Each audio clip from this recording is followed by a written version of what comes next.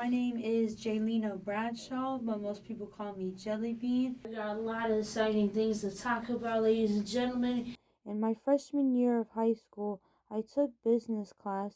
It made me realize that I wanted to own my own business, but I wasn't quite sure what kind of business I wanted yet. Until my sophomore year of high school, I joined the wrestling team, and my assistant coach suggested that I take his class, TV production, and I absolutely fell in love with his class. I was doing sports coverages for the wrestling team. I love her passion for the sports. She's a great kid, great student. I was very happy, and it's a pleasure having you. Jalina, this is for you. When I graduated Armwood High School in 2021, I went to Hillsborough Community College to take radio and television production. That is when I really started Jelly and Meter production. I've done many things such as weddings, birthdays, events coverages, grand openings, and in spring of 2023, me and my classmates put together a game show called Hawk Feud. It was a really fun game show, and I got to be the producer and host of the show. I got us many prizes for our students as well as many other things behind the scenes. We've done many other projects together such as chicken news packages, America's Haunted Ship, She's wired! Christmas lights. We also cover videos for SGA events as well as live sports coverages. One of my favorite live coverages that we've done so far was called the Hot Kitchen Showdown. We got to promote the culinary students as well as our student food pantry. I got to be the technical director in the back, switching the cameras and applying the graphics. I look forward into pursuing my dreams as a director and a producer. I met Jalina at HCC, Advanced TV Studio Production. Very cool girl, goofy and nice hair. Thank God that he put me in my life because I got to do my video and I helped you out on yours. I feel good. I look forward to have my family and my friends by my side and just have a fun time in the career that I'm in now and just meet people along the way. Not only do you go to school, you also work. When they ask you to work late, you work late. Then you love your mama, but you also home with your mom, who is very independent, but who also has to help with that.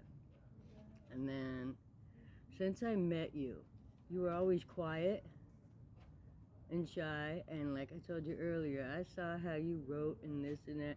Then you joined soccer. We won't go into soccer, but wrestling, all of a sudden, this quiet girl came out of her shell and had more self-confidence. Look at you now. You're speaking on camera. You are that person, that girl that you don't want to be on camera. You want to be behind the camera, but you're still on camera.